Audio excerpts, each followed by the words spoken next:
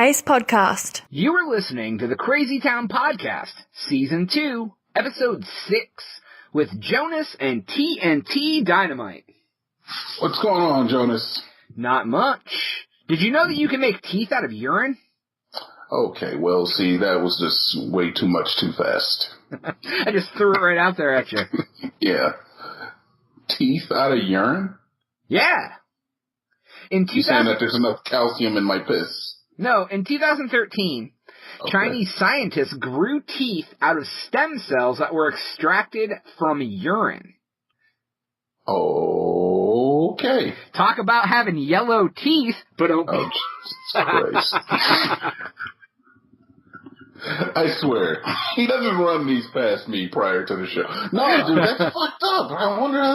It says that the researchers said that tooth-like structures had dental pulp, dentin, enamel space, and enamel organ, but they were not as hard as natural teeth.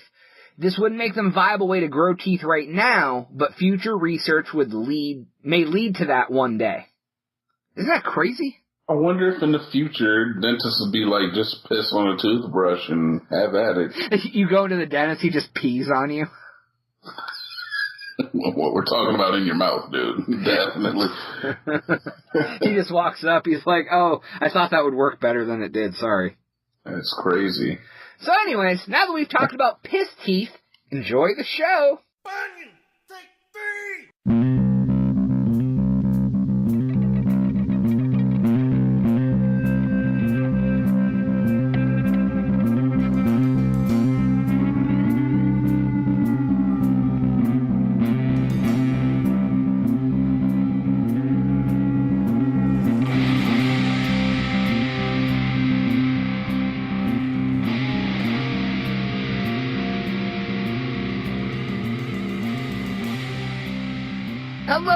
Hello, and welcome once again to another episode of the Crazy Town Podcast.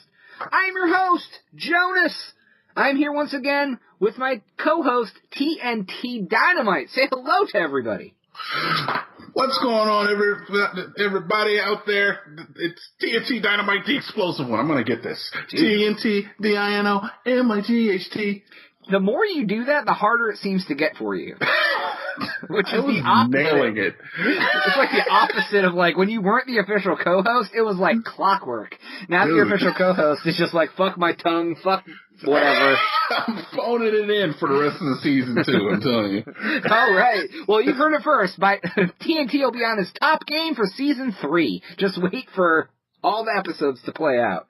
Well, anyways, thank you for listening. If you are not following us on Twitter, you better do it right now, or your cousin Jane's going to come over and break your favorite toy. God damn it, Jane. I know. Follow us on Twitter at the Crazy Town Pod. The cornucopia of continuous information about the show, thecrazytown.com. Lots of cool stuff on there.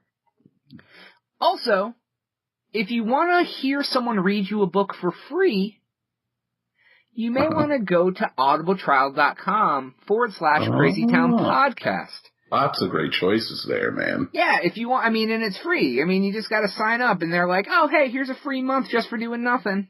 And you help out the Crazy Town. A month? That's a long time. You could probably get a couple books in.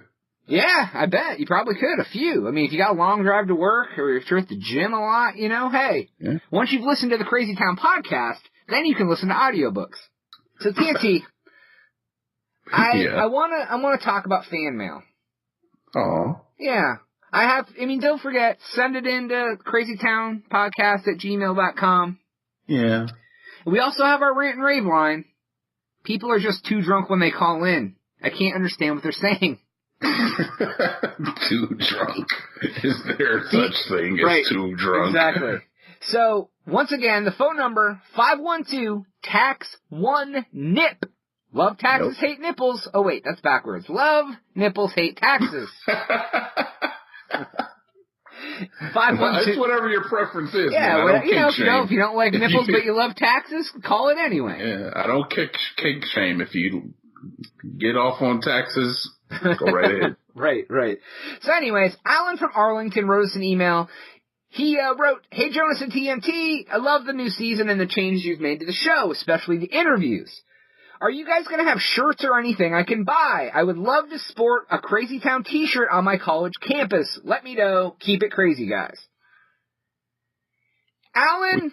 We should do that. Yeah. The short answer is yes. The long answer is I'm not sure when, but hopefully soon. And believe me, if you think we pimp this fucking Audible trial, we will pimp this merchandise even harder.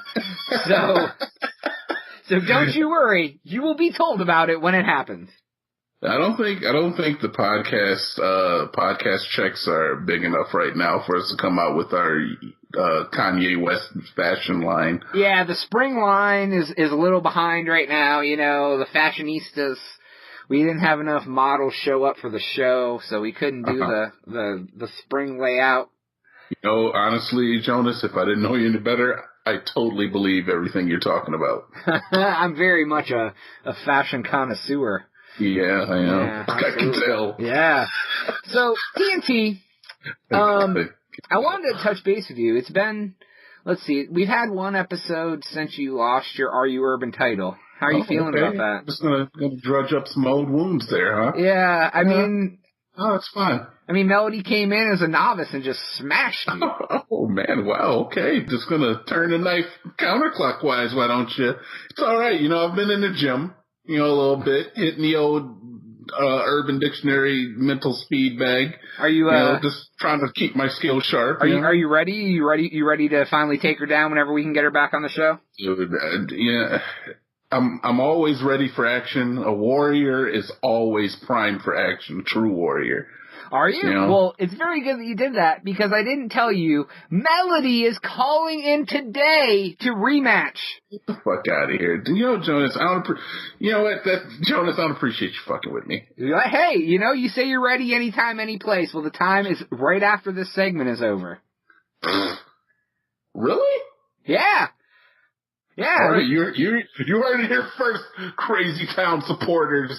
Right. The rematch of the century. Dun, dun, dun. We already said that for when he did Chotch, but this one is actually for the title again because you had lost it. So we'll see. Down. So also today on the show, part 2 of our interview with Dr. Raymond Youngblood. We get into him talking about some gold mining stories. We also have a little bit of crazy news. But TNT, before we have Melody call in, why don't you drop that knowledge on them hoes? All right. Good. This is good. It can get my... Nick TNT had a word. He read it to our fans. Oh, wait. I like this. This is good. You're ad-libbing. I am. You're getting good at this. In the biz, it's called ad-libbing. Yeah. We're Dude, remember professionals Mad now. Libs? We should do a segment where you fill out a Mad Lib. I don't know what that is. You really don't know what that is? What is? Are you Are you like millennial Jacksoning me, or do you really not know what a Mad Lib is? He's a rapper, isn't he? No, Mad Lib was where it would be a story, but it left out certain blanks, and it would be like, give me a noun, give me an adjective, and you give random words, then you go back and read the Mad Lib story. Yeah, kind of remember. Except for every noun for you would be penis, so it would be a story about penises. I am not that transparent, Jonas. There's more to my flavor of comedy than dick jokes and violence. We discussed this in the last episode, I believe. I know it was. big words. You do know big words. Speaking of big words, why don't you go ahead and give us your big word for today? I'm trying to. Thank you. I will give you a big word here. Today's word has nothing to do with penises, even though it sounds like it might. Today's word is diphthong. It does sound like a penis word. I know. How do you spell that? Diphthong. It's spelled D-I-P-H-T-H-O-N-G. Diphthong. And a diphthong is a sound found in a word with a combination of two vowels in a single syllable. And it happens when the sound begins as one vowel and moves towards the other. So we're talking about words such as coin, where those two vowels kind of intermingle, or loud. Oh. Those are diphthongs. Or choice. Yeah, this guy gets it. I get it. It's like some high school fucking English class shit, but, it helps to just fucking, know and sound like a pretentious asshole later to your friends. I'm going to use it in a sentence, too. Uh-oh.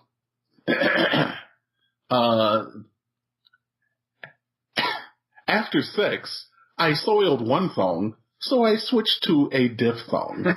You didn't even use it properly. But you did use the word soiled, so that is a diphthong. Yeah, All right. We'll be right back with TNT Dynamite's chance at redemption. Can he win back the title from Miss Melody Peng after this break?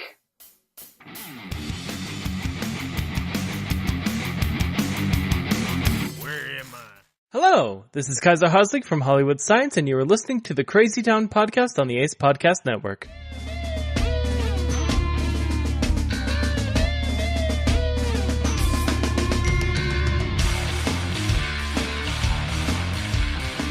All right, we are back on the Crazy Town Podcast, joined once again by a special guest, Miss Melody Peng. Welcome back to the Crazy Town Podcast. Thanks for having me back. Happy to be here. No problem at all. I mean, we got to try to give TNT some sort of redemption at RU Urban. He was the champion until you dethroned him. So I will not be gentle this time. Bring it. Oh my God. All right. So do you want to tell everybody where they can find you online if they want to check you out, your website or Twitter or whatever? Yeah, sure. You guys can find out. Sorry, let me start over. What am I trying to say? Oh, yeah. You guys can find me on Twitter at mpeng11. That's MPENG11. And at melodypeng.com. All right. Good deal. Are you guys ready to get this rematch of the ages on for Are You Urban? I guess so. Let's fucking go. Oh, wow. All right, TNT, as the challenger and non-champion, I'll give you the choice. Do you want to go first or do you want to go second? As true champions always do, we go first. Let's go. Ooh. All right, here we go. No fear. No fear. All right. This is just for all the people who've never listened to Are You Urban before, Are You Urban is our Urban Dictionary-based game. We either will give you the word, and you guys have to come up with the definition, or we'll give you the definition, and you have to come up with the word. If you get it right on your first opportunity, it's 1 point. If you miss it and the opponent gets it, they get 2 points. If neither one of you get it, I give a pity point to someone for the most creative answer. Pretty cut and dry. So TNT, your first word was submitted to Urban Dictionary by 3 points on October 24th, 2005. What is a farticle?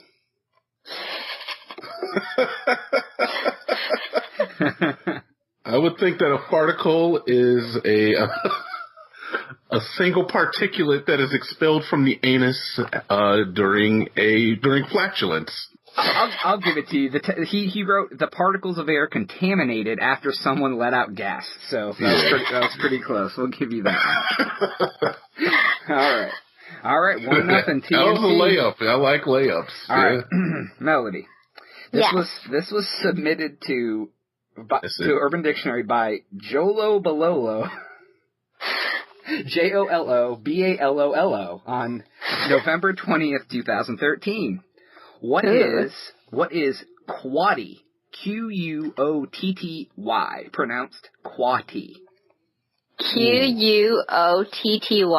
Yes. Man, I feel like you had a really easy one, I'm just going to say. Hey, they're random. I absolutely put them in random order. I can give you a sentence. He did put a sentence with his definition.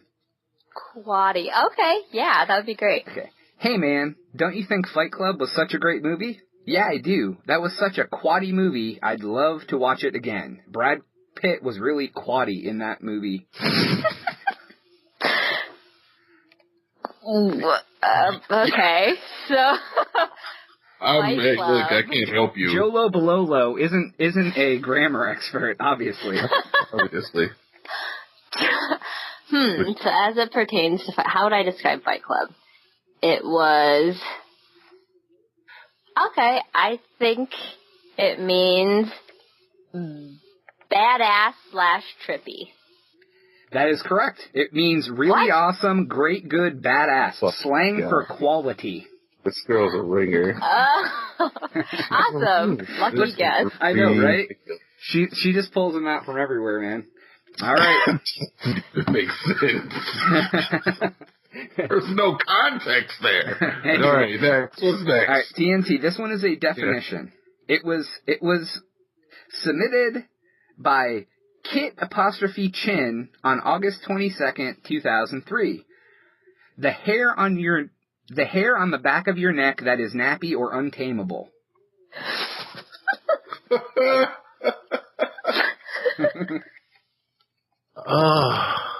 Wow. So this is Urban Dictionary. Yes. I can give you a sentence. There's also a sentence. All right. You're going to have to give me the blank. I don't want you to give me the word back. I won't. Damn, your blank look messed up, or man, your blank is looking like Whoopi Goldberg's armpit. Wow. So informative, right?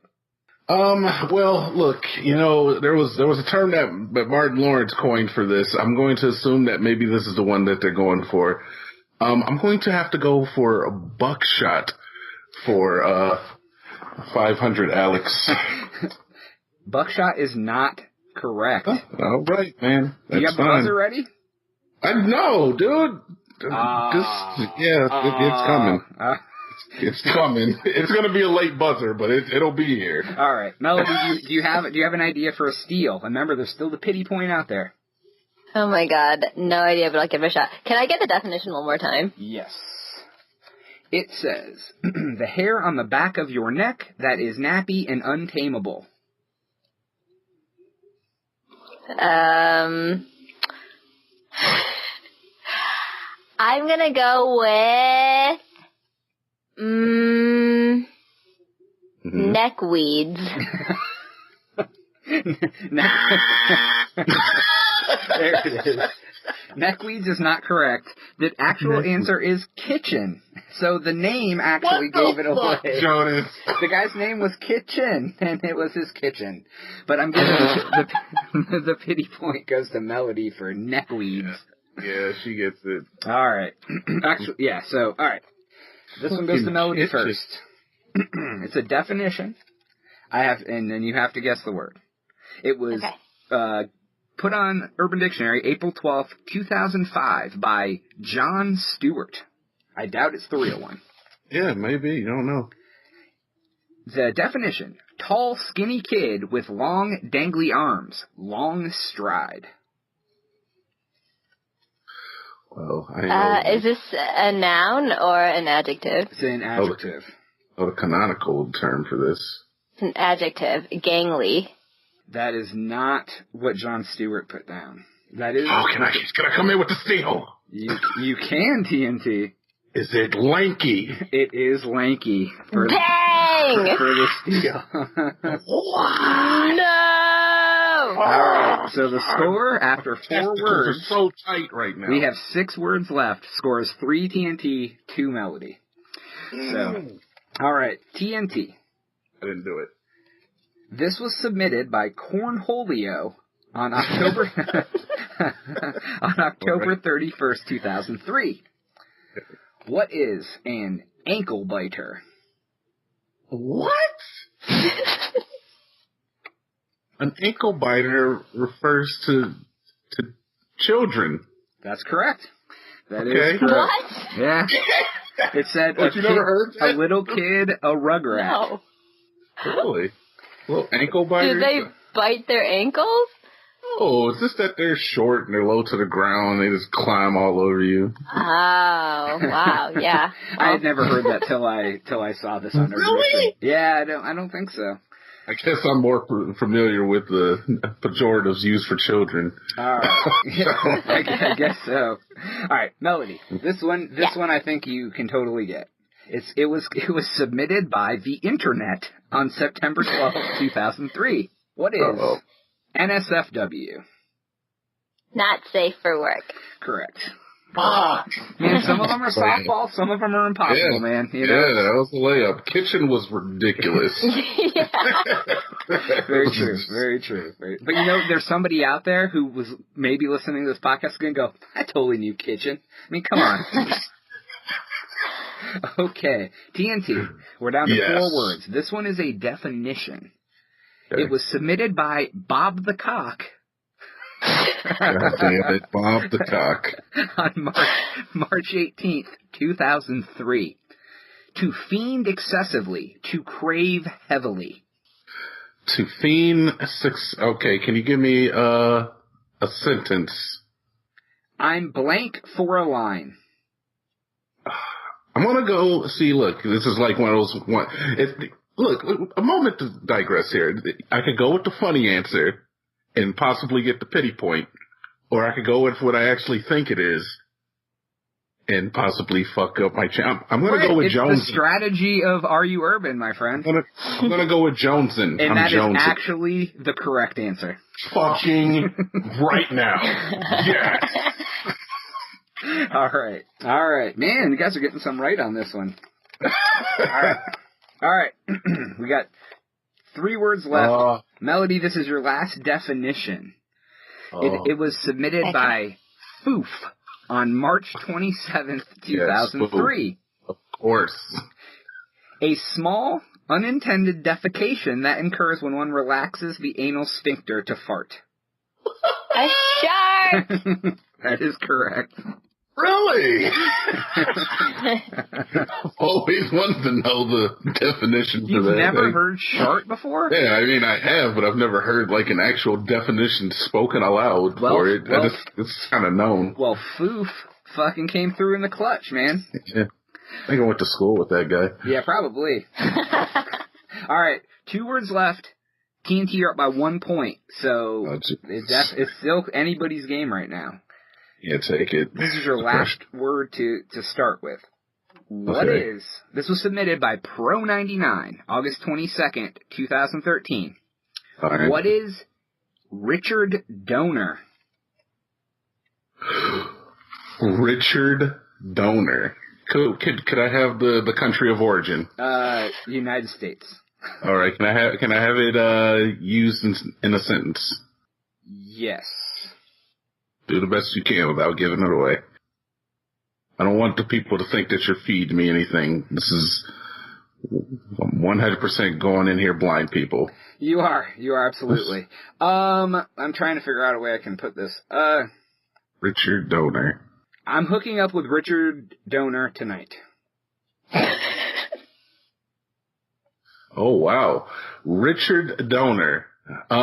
This is the man that a woman hooks up with as like a fuck buddy, because he donates his Richard to her vagina. And you're actually correct. It's either a male prostitute or a man used for casual sex. Only his dick is required, and the name of the man is unknown. That is amazing. I cannot believe you got that. I swear to God.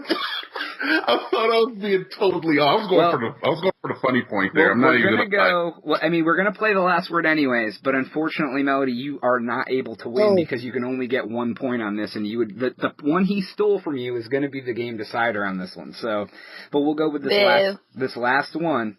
This was submitted by Jamie on August 12th, 2003. What is a bawbag? B-A-W-B-A-G. B-A-W-B-A-G. No, B as in boy. B-A-W-B-A-G. A bawbag. You got this one. I'm actually... Can I get this word in a sentence too? Oh, absolutely. Yeah. Jamie put one down. Look, you fucking bawbag. You were about as useful as a tit with no nipple. That illuminates everything, honestly. Yeah, I feel like that kind of defines it, right? That's awesome. I feel a bawbag is obviously someone who's super useless, but probably in the context of, like, the Karen group of friends, the one that nobody likes, but who tags along everywhere anyway. Yeah, it says, derogatory name given to one is annoying, useless, or just plain stupid. Hey, good stuff. That's awesome. So basically every answer, it ended up being 6-5 TNT. So that's a slugger. So now it's 1-1. So Melody, are you gonna come back and challenge one more time, best 2 out of 3 at some point? Yeah, I'd love to. All right. We'll have to figure that out here. We'll let him get some other competition in over the next couple shows, and I'll definitely get back with you to have your rematch. So, Melody, yeah, I learned so much every time. You are a worthy opponent. I appreciate you coming on. Thank you very much. Give me back my fucking belt. Yeah. We'll make you an actual belt. It'll just have a nutsack on it. Like, that's all it'll be. It'll just be like a nutsack you wear around your neck. Ooh. It's a choker now? A choker. The choker with like a ball bag hanging from it. Okay, well, thank you so much, Melody. You want to tell everybody one more time real quick, like your website and your Twitter in case they want to follow you, and we'll go from there. Sure. My website is www.melodypeng.com, and you can find me on Twitter at mpeng11. All right. Well, thank you so much for coming on again, and we'll be right back on the Crazy Town podcast. Hello, this is Dylan and Reed from Just Dudes Being Guys. And you're about to enter Crazy Town on the Ace Podcast Network.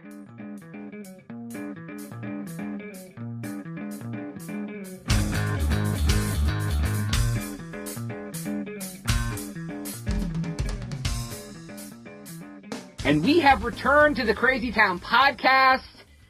Jonas here with the regained champion of Are You Urban, TNT Dynamite.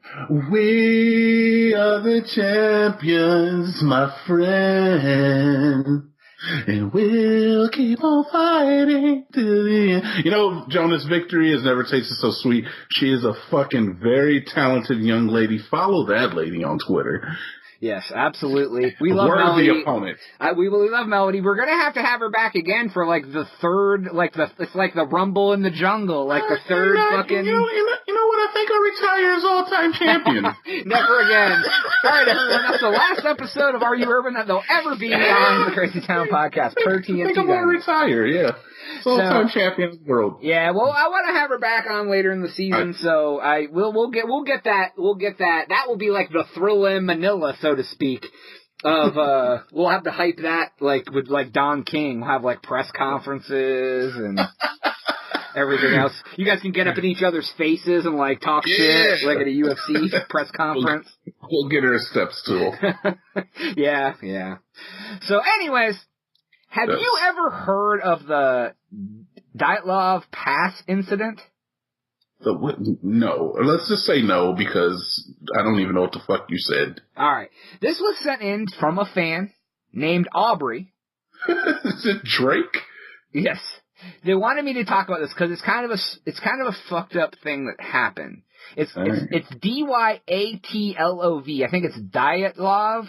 It's based on a guy. His name is Igor Dyatlov. I mean, that's why it's called the Dyatlov Pass. This happened back in 1959, 1960-ish. There were 10 hikers, including Igor, Mr. Dyatlov, went up into the mountains. They were ready to scale a mountain in Russia, which they say was translated to "don't go there," but I couldn't find any other instance of this. Don't go there mountains. Right. It was in Mansi language. So they're hiking, they hike a ways. I think they've already hiked up into the mountains, and then they're supposed to go to this like the peak, you know what I mean? Like the last leg of this climb.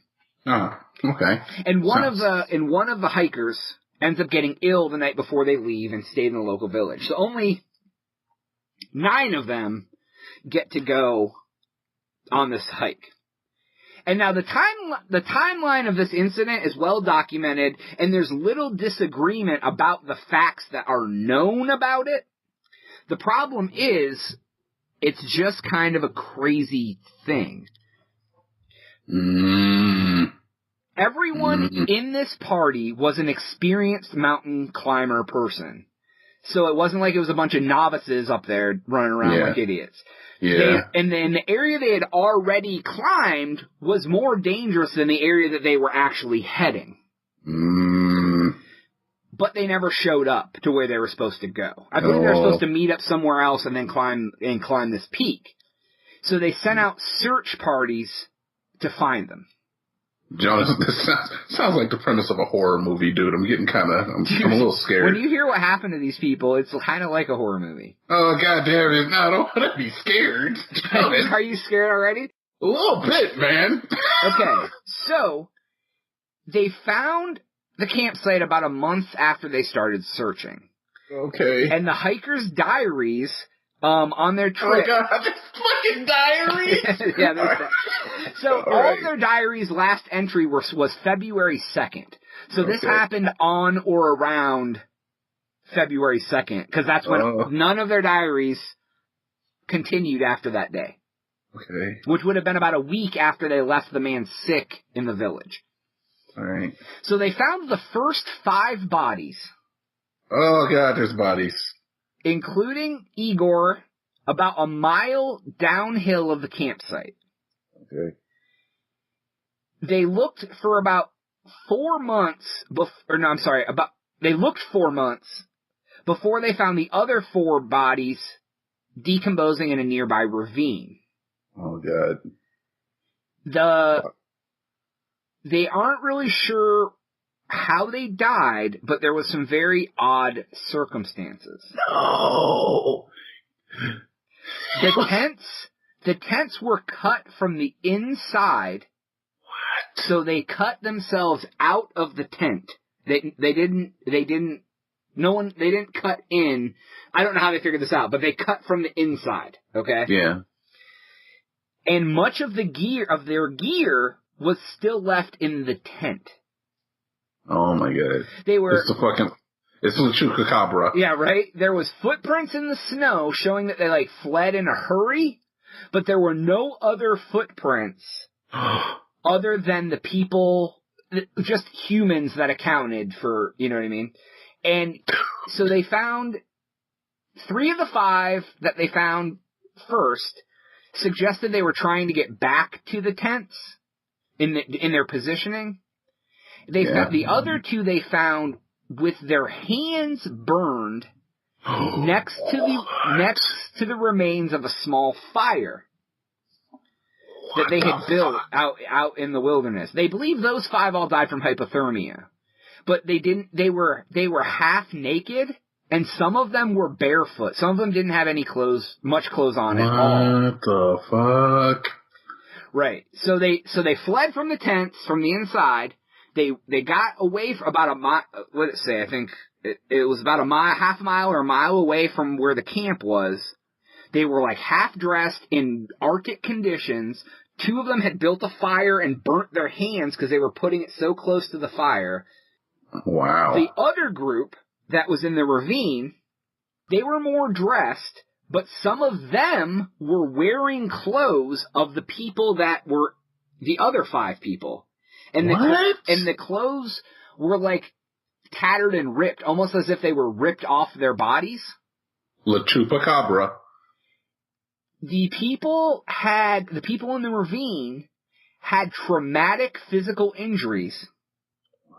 One of them had a major skull damage. 2 had chest fractures.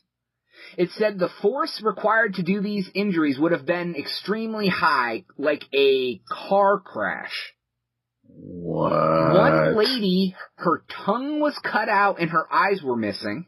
And their clothing contained measurable levels of radiation. What the fuck? But with all these traumatic injuries, there was no soft tissue damage, which occurs during blunt force trauma. Yeah. So they just had skull fractures and chest fractures and shit like that, but no evidence that they had been hit by anything to cause them. What the fuck is happening, man? And the conclusion of all of this was that they died from a compelling natural force.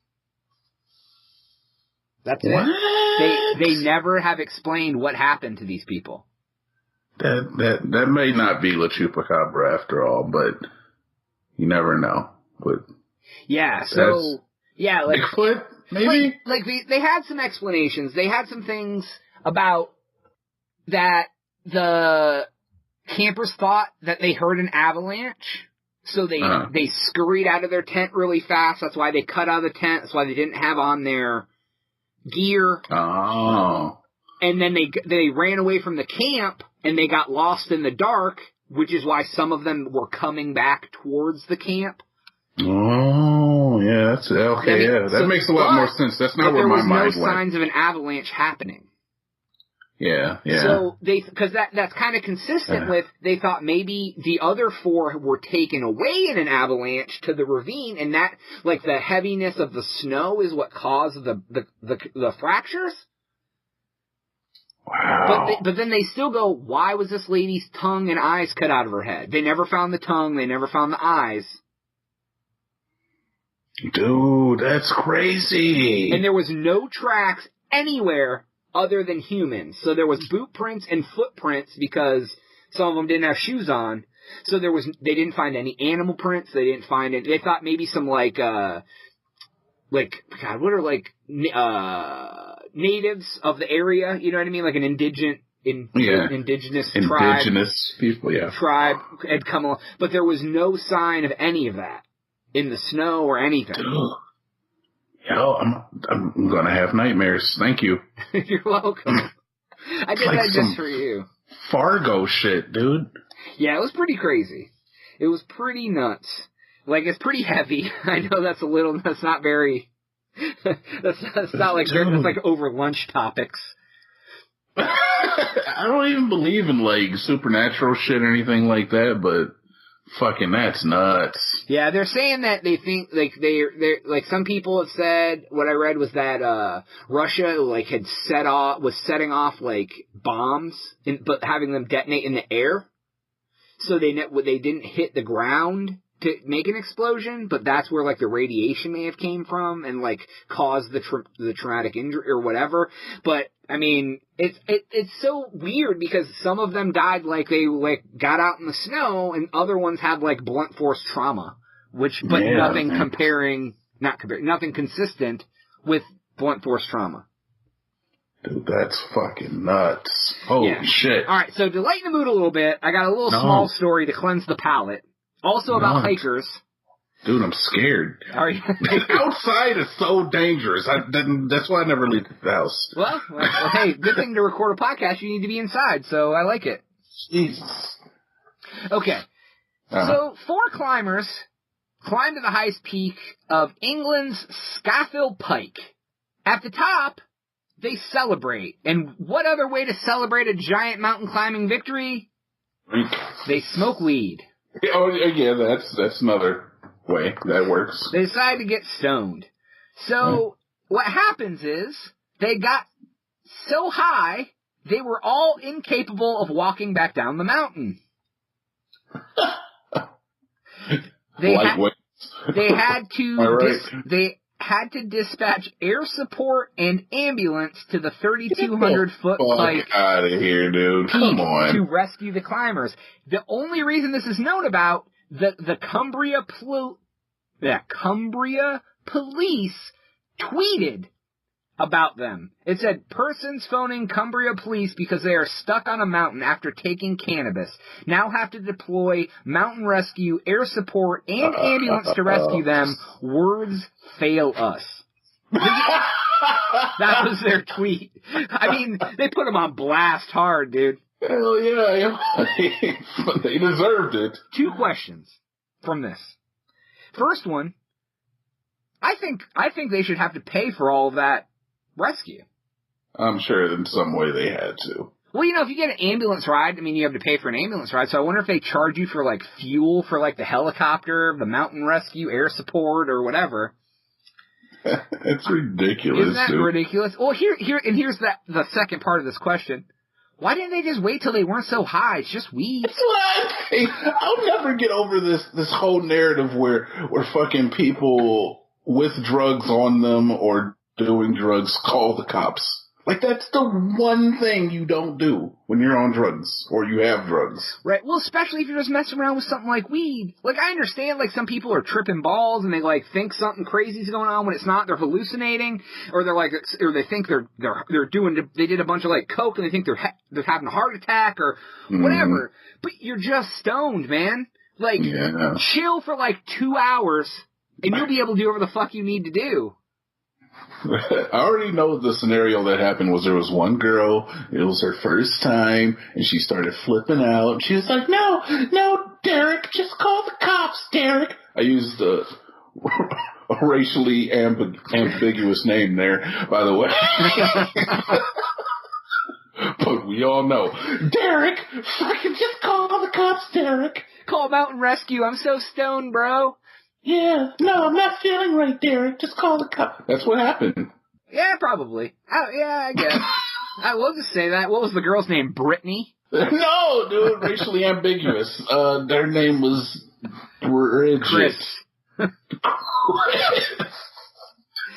Don't even know if it was a man or a woman. She may be pre-op. Yeah, she was the person. It was like on that, what was that? It's Pat, where it's Pat and Chris. And they're all gender-neutral names. Bad. Wow. So, alright, that was it. I just wanted to bring that really dark and dreary story up for everyone to have nightmares about. Honestly, that helped a little bit, because I was a little tense after that last one. My balls then we bring up some idiots who got too stoned and couldn't climb down a mountain, so. Idiots, dude. I swear to God. I always try to cleanse the palate on the show, We try to do that. So, after this break, we'll be back with part 2 of our Dr. Youngblood interview. He gets into some stuff about gold digging and things like that. Super interesting. This is where you start to buy in, TNT. This is the part where you're buying into his. This is where I start buying, dude. I'm surprised, but like, dude is legit. Good. Dude, it was so awesome talking to this guy. You guys are going to enjoy the second part of this interview, and that'll be right as soon as we get back from this quick break on the Crazy Town podcast. Old banana, you disgust me. Old banana, you're not right. Old banana, you are mushy, cause you're no longer right. Old banana turning spotted. Old banana turning brown. Old banana, you are worthless. It's time to throw you out. Or make banana bread. All right, and we are back on the Crazy Town podcast here with Dr. Raymond Youngblood, international gold miner, Paramount Chief. In the first part of the interview, we talked about your chiefdom and things like that. I wanted to touch base. You said you grew up in Louisiana, down in the in the country. How did you go from growing up in Louisiana in the country to international gold miner? Like, what was the journey like? International gold miner. Right, award winning, and we'll touch about that as well. So let's get the story about how you got to this point of gold mining, and then we'll touch on that as well. Okay, I'll give the abridged version here. Basically, when I first started, I went to college at a university called Park University in Missouri, and one of the wonderful things about Park is that it was very diverse. As a matter of fact, I remember when I was there, I think we ranked 3rd in the nation in diversity behind UCLA and Michigan State. So when you walk into our cafeteria, you can see the flags from countries all over the world. And I think one of the things that made it so unique was that Park is one of those only schools that is located on every U.S. Air Force base in the world. So and it was created by a gentleman by the name of Colonel Park, who was an Air Force colonel. And I played basketball, and a lot of the guys that play soccer or football, overseas what they say football, they were from all these different countries: Angola, Liberia, Sudan, Britain, Brazil. I mean, these guys were from all over the world. And so me being country boy from Louisiana, I'm there playing basketball, and basketball being the most at that time was the most popular sport on campus. Everybody got to know you. But, country boy me, I figure it like this. Anybody I sit next to, if I'm within hand reach of you, I'm going to say hello. Whether you want me to or not. Whether I'm on a New York subway, which I've almost gotten into a fight over because I spoke to somebody. He's definitely from the South. Yeah. Friendly, yeah. So, and then everybody get to know you on campus. And then when, I could hoop a little bit, so that even made popularity more good for me. You and don't have a jumper. I can tell by your picture you don't have a jumper. Okay, now Jonas TNT will make me, and I got. I'm sorry, I didn't. I got to address it, Jonas. Please allow me. Oh, absolutely. I think you tell him what's up about basketball. I held 3 school records. I got 2 that's still standing right now. One is the percentage in 3-pointers. The Kansas City Star newspaper used to write about the 3-pointer extraordinaire. This is way back before internet, so I hope it's out there. 3-pointer extraordinaire, and I got 2 slam dunk contests on my belt, TNT. And I got fucked out. Oh yeah. And so a friend of mine who was actually from West Africa, from Africa, West Africa, talked about, doing some things in his village. And long story short, I ended up taking a trip over there. I actually went over there to broker timber. I didn't even go for mining in the first place. Went to broker timber and saw the mining activities. And that's where it struck me. And it's not that we're not new here in Louisiana to mining, because not even 15 minutes from where I'm at is one of the largest coal mines in northwest Louisiana. Drag line, doing coal for power lines. And then, we grew up cutting timber and all these kinds of things. And when I'll never forget the first time I met his dad, who was a chief. I met his dad. His dad said, well, Raymond, you seem like a very energetic guy. You're a young guy. I don't know if you can really pull this off, but, we will stand behind you if you can, because we don't know how to cut trees, to that degree. And I told him, I said, Chief, I said, but one way to cut trees to make a timber company. Today we're going to cut a tree. Tomorrow we're going to cut a tree. We cut one tree at a time. So it starts with one tree at a time. Once we reach our order, then we know. But these trees were massive. But what really stuck with me was seeing the small scale guys out there mining. And to see a guy without, at that time, all the thermal imagery, without all the high-tech equipment, without all the radiation and radar and sonars and helicopters, with all this stuff, these guys were finding gold, finding silver, finding diamonds, and they didn't have any of this stuff. And I said to myself, man, I don't know how or whatever they're doing it. And I just gravitated towards it. And when I would come back to the States, I worked some little piece of crap job somewhere, and I worked at a lot of different places, and every dime I got, I was sending overseas trying to fund operations. And then it just stuck with me. And from that little small village that was based out of Angola, I remember, I can never forget this, when I was on a mining site, and I saw a whole bunch of pregnant women working. And I remember thinking how wrong that was for them to do that. And I remember I said to myself, I will never have this on any of my sites. This can't happen. And I remember one of the chiefs telling me, saying, let me tell you something. Don't bring your American bullcrap over here. Them girls need to work. Everybody here is earning their way. They can work up until the point to where when it's almost time to eliminate it, he said, but let me tell you something. If you wanted to work here and you wanted to make it work here, leave America there and come here and do what we got to do. But since that time, I've kind of changed my mindset about the mining, and then I went into more of a modern style of mining where, we use equipment and all this kind of stuff. And now, when it comes to the award part of it, I have legislation here in my name in Louisiana called Resolution 87. House Resolution 87 was granted to me in 2016, making me the only Black American international gold miner on planet Earth. There is no other. There's a lot of black guys that's mining, but I'm the only American black guy that's actually doing extraction. Now, when you go and you talk with a lot of guys that are doing mining, when you really dive into what they're doing, you basically find out they're probably brokering, or they're probably just investing, but they're not actually doing the extraction. They don't own any of the equipment. They have never gone out to the site. They don't do that stuff hands on. I do 100% of all my exploration. I do 100% of all my extraction. We build about 70% of all of our equipment, whether it's jaw crusher, cone crusher, ball mills, trommels, wash plants, processing plants, jigs, all these kinds of things we do 100%. And so, and then in 2000, I think it was 2015, I was a nominee, but I was never awarded, in the Mining Hall of Fame.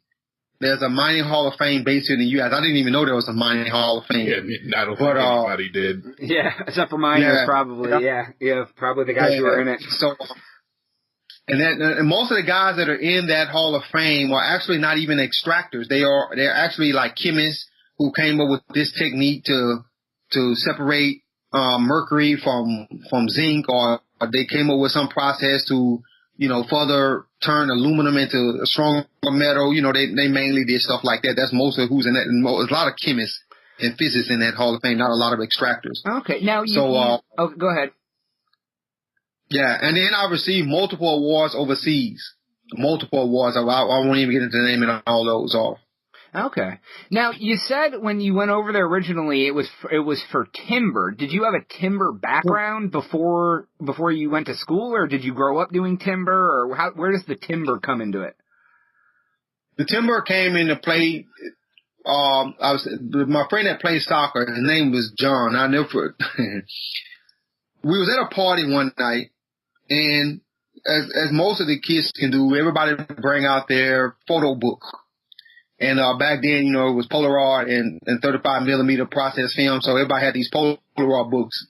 And so John brought out his, and sure enough, he's showing the pictures off, and everybody at the party starts laughing. Everybody's laughing because, look at all the chickens and cows, because it's basically pictures of, his family in the bush, at this village. Well, out of everybody that's laughing, all the city people laughing, all the country people laughing, I wasn't laughing. The first thing I noticed was, I was thinking, man, these some big trees, And I said, I asked him, I said, hey, man, the next day after the party, I went back to him. I said, hey, man, I want to know about them trees. And he said, oh, man, all you want to do is laugh like everybody else. I just want to make fun of my village. I said, no, I'm being very sincere. I said, I grew up, my family did a lot of puckwood and railroad ties. My granddaddy owned a sawmill. I myself did a little puckwood. I said, my daddy did it. I said, no, man, I know about cutting trees. I know about lumberjacking. I really do. I said, but I can't get over the size of them trees I saw in the background. And he said, no, you just going to laugh at me. I said, no, I'm not going to laugh at you. Just let me see the pictures one more time. And from there, that's how I ended up going overseas. But yeah, my family do it. Even now, I'm work with one of my cousins who does that for a living, haul timber. If you go to my site, Youngbloodindustries.com, you'll see there's MLJ Trucking, and that's mainly what we do is cut and haul timber. Oh wow. Okay, so you went over there because of your family ties to the timber industry. You saw the pictures, and then you ended up seeing these gold miners, and that's how kind of the ball got rolling, and that's how you got to where you were today as far as mining and everything goes. As far as mining, but I don't want to make it sound like my family was timber gurus, or no, we were just. Right. We just folks that, making living paycheck to paycheck at that time. And, that's something you buy old puckwood truck for $5,000-$10,000. And, now, and this is all the way back. Remember now, they used to load the logs, with a wrench. This is even before the loaders and the cranes and all these things. Back then, the guys, I remember when we used to put the logs on the truck had a winch on it. And when the winch didn't work, you have to tie a rope in a tree and then pull the logs up on it that way. And you can only get 2 loads a day because of all that. But yeah, that's how we got started. That's how I got started, at least. Oh wow, that's crazy story. So now when you do these extractions, I know you said now you use like high tech equipment and radars and heat and all this stuff. Like, does all the gold you find, the jewels, what? Does that go to you? Does it go to the company? How does that play out? Is it all for you, or is it for your mining company and you put that back into the business, or do you broker that out and someone sells it for you, or? Okay, basically what it is just think of gold. Let's use gold for an example. Let's use 100 grams as a even number here. You take 100 grams of gold, and out that 100 grams, 30 grams of it is going to go towards expenses on fuel and maintenance and that kind of thing. Then you take another 10 grams, and that's going to go towards salaries and payroll, and that kind of thing. So that leaves basically 60%. And then you can take another, say 10% out of that, and you can put it towards the future of the company, you know, buying new equipment, hiring new people, buying laptops and that kind of stuff to modernize a little bit. So that basically leave you at 50%. And then you're going to take out, say, another 8 to 10% that's going to go towards all of your consulting duties, open quote, close quote, wink, wink, wink. In America, we would say bribe, okay? Wait, okay. Like, what, can you explain, like, what that's for? Are you, like, do you have to bribe the areas to get to use their land, or what are the bribes for? No, that's a whole nother process. The bribe is going to be that, man, let me just be straight with it. Okay, maybe your guys is being transported back and forth on the mining site, and there's police along the highway. Every day that police is going to stop your vehicle. Sometime too, maybe it's a low-level police officer, maybe it's a captain or somebody like that, and they want money every day for whatever reason. Then maybe there's a politician that you have to squeeze a little something to, just to make sure that your documents that you file with the government office is processed properly on time and not held up somewhere. So the police and the politicians are basically shaking you down because they know you're making good money. They do the same shit here in the States. Yeah, it's a little better. I'll give y'all, if we have enough time, just remind me to give you my Wall Street story. I'll make it very quick about the word corruption. But yeah, so by the time it's all over, you left with if you're a very good extractor, you can end up with anywhere between 40 to 60% of out of that 100 grams. Out of every 100 grams, you could be left with 40 to 60% if you really know what you're doing. And then there's some things that's out of your control. Sometimes during rainy season, that's a lot of things that's out of your control. You know, guys, for example, like myself, I mean, we've gotten to be knock on wood, so good at it that even during the worst of rainy season, we're still able to extract, where a lot of companies have to shut down. Literally, big mining companies that receive billions of dollars in Wall Street investment, I'm passing them in the bush. They're leaving the bush because they can't work, and I'm going in the bush because that's what we do.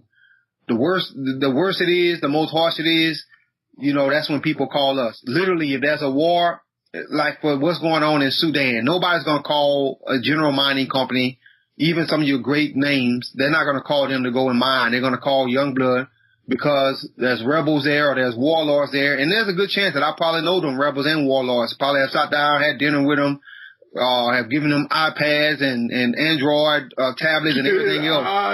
Yeah. Yo. So I'm just being serious.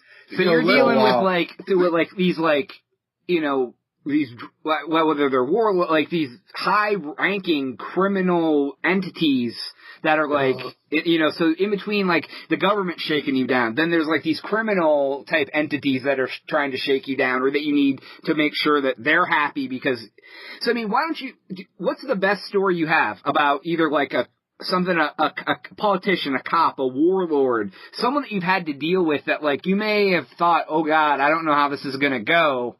You ever been in danger? Has your life ever been threatened? Okay. I know that they get down in Africa, man. That's why I'm not going to Africa. I don't care what the bag looks like. Let me say this. Most people, you would know them as a warlord, but that's what we call them. If you go in and talk with the people who they're fighting for, they actually call them a savior. Because if it wasn't for that person, say for example, I tell people this all the time. Great Britain wants to break away. The whole thing with Great Britain breaking away from the UK, everybody says everybody got their reasons why. But when you go and you sit down with the places where Britain is actually investing, you will come to find out that they're not breaking away from the UK because they want to break away. They want to break away because they're tired of sharing their African resources with all the other countries who are not vested in Africa and not taking the chances and develop that kind of thing. When it comes to some of the warlords I know, some of these guys, when you sit down and you listen to their story, you can't help but say, man, that is something to fight for. You know, what do you do if somebody has committed atrocities against you and there's nobody to stand up for you? And then, but I'm part of a government who's funding the people that's suppressing you. Well, of course, what I'm going to do is I'm going to call everybody that's not on my team bad, whether it be warlord, rebel, whatever the case may be. But when you go and you sit down and you listen to them and you listen to their story, I promise you, almost all the story starts with a whole group of people got killed for no reason. We're sitting in our village. We're minding our own business. We have diamonds on our land. A French mining company or whatever company it is, or Australian or American, whatever, want these diamonds, and they came and they told us to leave. And we said no. Then our government came and told us to leave. And we said we've been here since the days way before Christopher Columbus. Why should we leave? This is our land. Then they come and they try to force us out. Then when we get the best of them in the fighting, then all of a sudden we get labeled as war criminals and we get labeled as warlords and we get labeled as rebels because we're fighting the status quo. But what they're not telling you is, they're not telling you that the only reason they want us to leave this land or the reason they're killing us is because they want the diamonds that's in the ground. That's a lot of the stories. I'm not saying that there's not some story where there's just some bad guys out there that wants to do bad things. There is. But I'm telling you, when you sit down with them and you listen, because one of the things I tell my people all the time, one, we're not on no political team side. I'm not for a Democrat. I'm not for a Republican. I'm not for this. I'm not for that. The reason being is the jungle don't have enemies. Either you can or you can't. Either you can survive or you can't. So in the jungle, you better get to know the priest and the warlord. You better get to know the president of the country and the chief. If you don't know the people in between, you're not going to make it in the jungle long. Because once you leave outside of the city area or the urban areas or outside of where the police officers have street lights, then you just left up to all your own devices as to how you're going to survive. And so if you go in, I know some pastors and some apostles and some priests that literally sneak stuff to the rebels and the warlords to keep them going. And at the same time, they're praying over the head of the president who's also raising the war against these people. So you have all this stuff that's going on. And for me, when I first kind of caught on to what was going on, I had this whole thing. Somebody would say to me, okay, here's a village that's 100 miles. Here's a village that's 100 miles through rebel territory. And the village is stricken with disease. And then I got medication that I'm going to drop off to the village. Then I've had some activists that will call me and they say, oh, you such a bad guy. And I said, why you say that? Well, you gave some medication to the rebels. I said, yeah, I did give some medication to the rebels. That's how I was able to give the medication to the villagers. Otherwise, they were going to kill me and the villagers. So what do you want me to do? Oh, well, you shouldn't do that. So I should let the villagers die. Well, no. Oh, no, I would say I'm about to pay a fine for saying this because I'm going to say it anyway. Y'all should bring y'all ass in here and then tell the rebels you ain't going to give them the medication. So, right? You know, so you have to literally pick your poison. And the thing about it is, for example, I give you this real quick. I've spoken with CIA. I've spoken with the U.S. State Department. I've spoken with the FBI. You name it, I've spoke with them. I know where there's terrorists. I know where they training because I'm in the jungle all the time. I can take you to where the Chinese is literally drilling oil way more than what ExxonMobil and Chevron is doing in the middle of the bush. But this is not on record because of corruption, and it's not on record because we're not paying attention to that. So when we go and we say Exxon is the world's largest oil company, and I'm sitting there thinking to myself, not even close. Not even close, because the Chinese is in the jungles of Africa. The Russians are in the jungles of Africa. The Indians are in the jungles of Africa. America, we just stay in the little tourist area. We go over to this safari and we want to, no. And so this is one of the biggest problems I think that's going on. But, when it comes to a story, I'll give you this quick story. I'm in the bush. I'm not going to name the country because I try not to name the countries because I try not to give the bad. When you tell us the stories like I tell, it can scare the heck out of people because They just bad things that have happened. On the other hand, there is absolutely no place that I've gone on this planet Earth. This is the God honest truth, that I have not had some level of fear. From New Orleans to New York to Sudan, to Nigeria to Brazil. I've had a little bit of fear. The only time I was robbed where I thought I was going to die, this is the truth, I'm not joking with you, was one time in New York and one time was in New Orleans.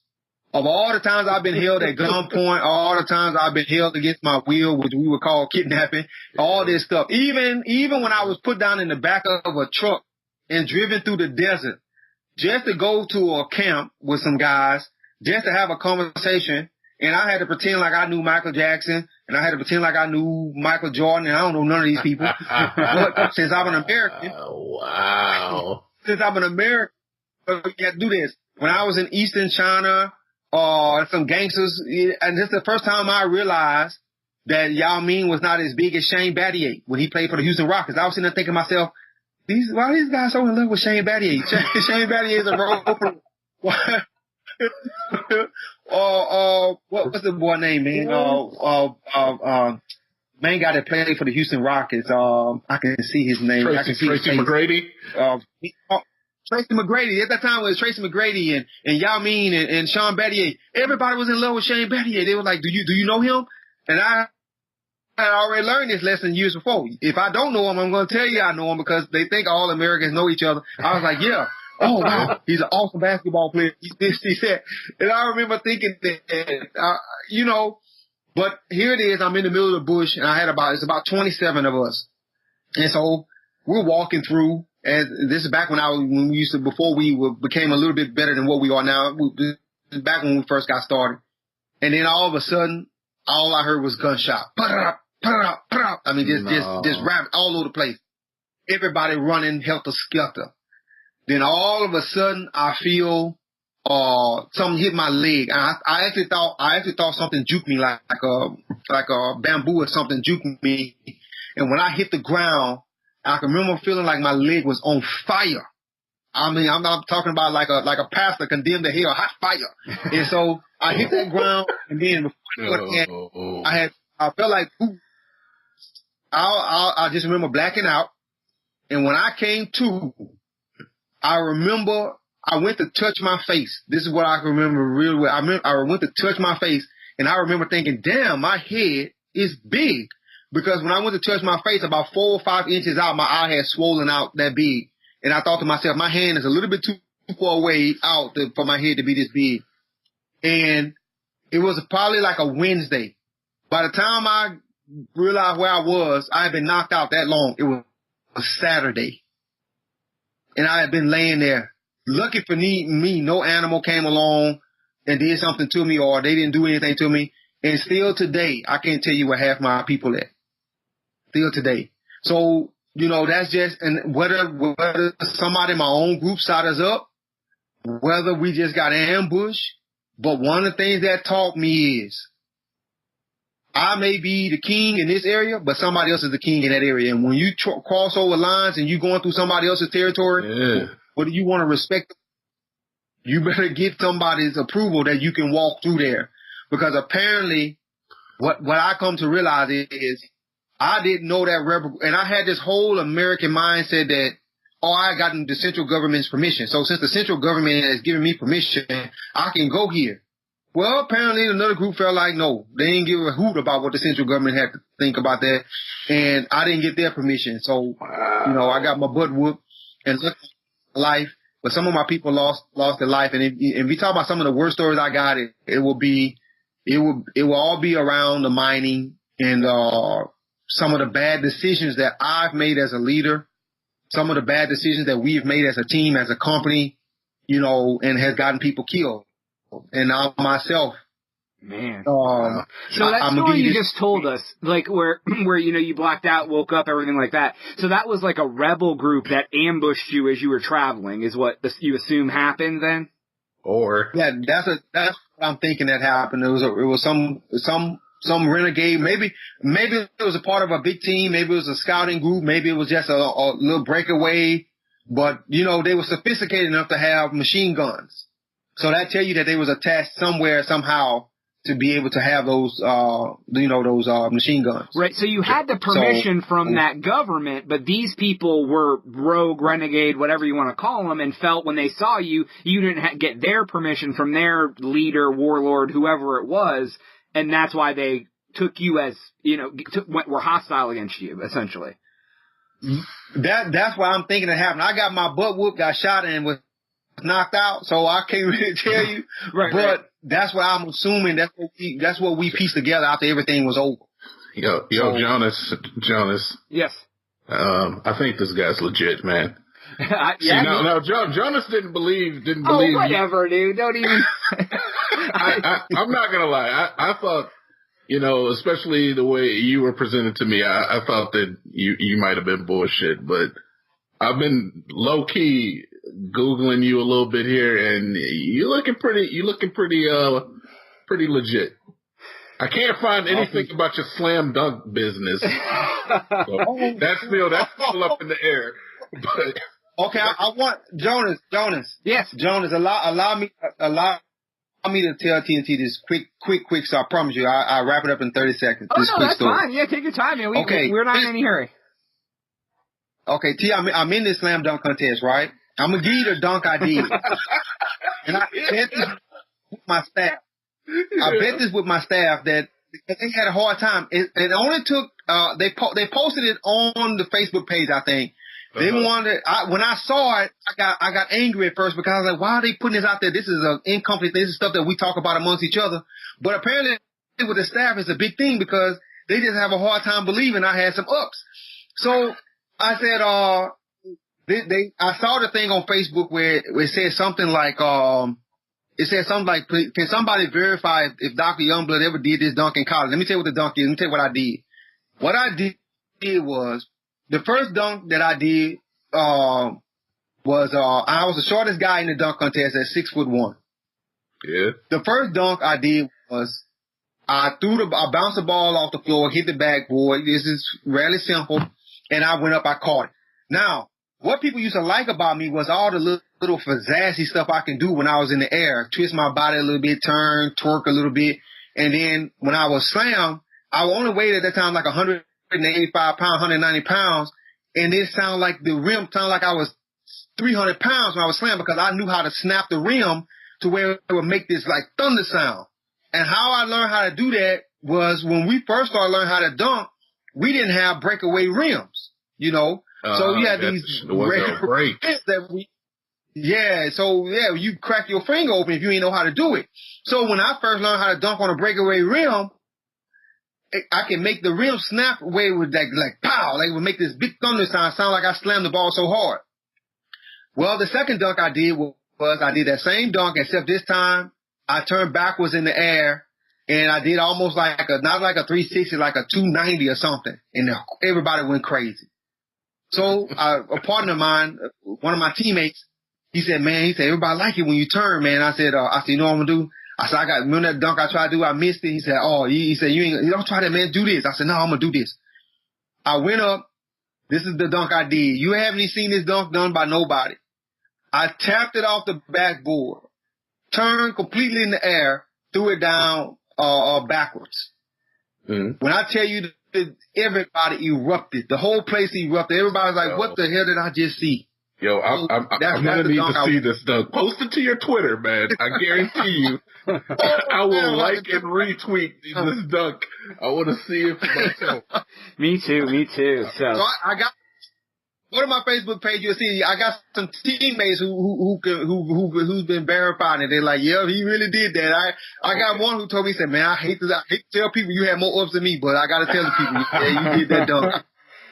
Oh, man. Well, Dr. Youngblood, I'm going to take another break. You going to come back for one more segment with us? I think we got some more to talk about if you're down. Sure. Yeah. Okay. All right, cool. Well, we'll be right back on the Crazy Town podcast, and we'll come back for our third part of this interview with Dr. Raymond Youngblood. We'll be right back.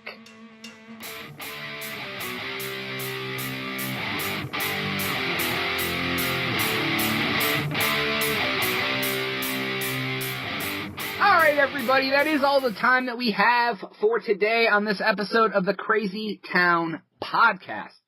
I hope you enjoyed the second part of the Dr. Youngblood interview. I know me and TNT enjoyed it, right, dude? Absolutely, man. Wonderful guy, forever a friend of the show. He needs to hire me, by the way. For sure. We need to go work for Dr. Youngblood, doing anything. Right.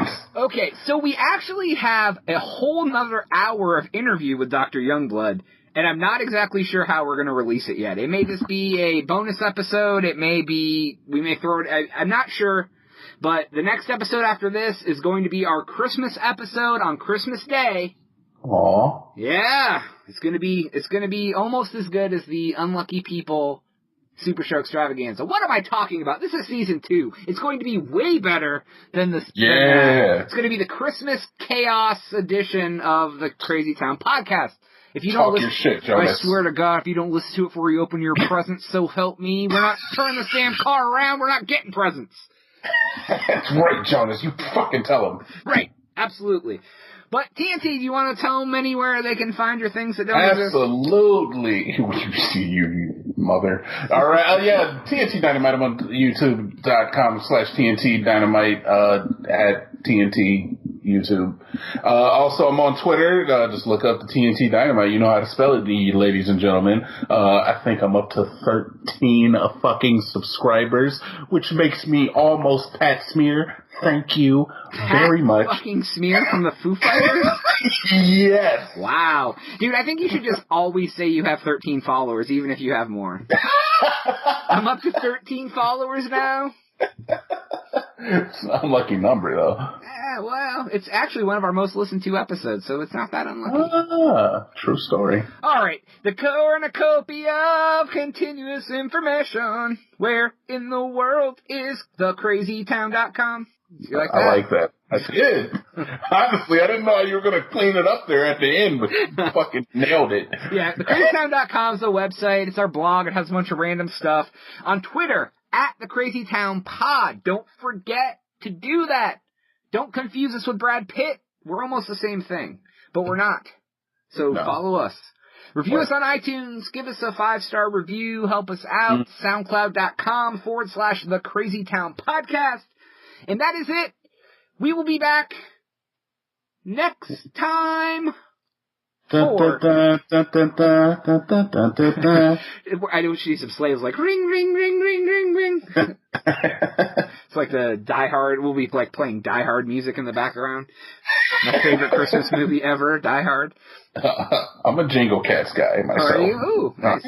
All right, for Jonas and for TNT Dynamite, we are out.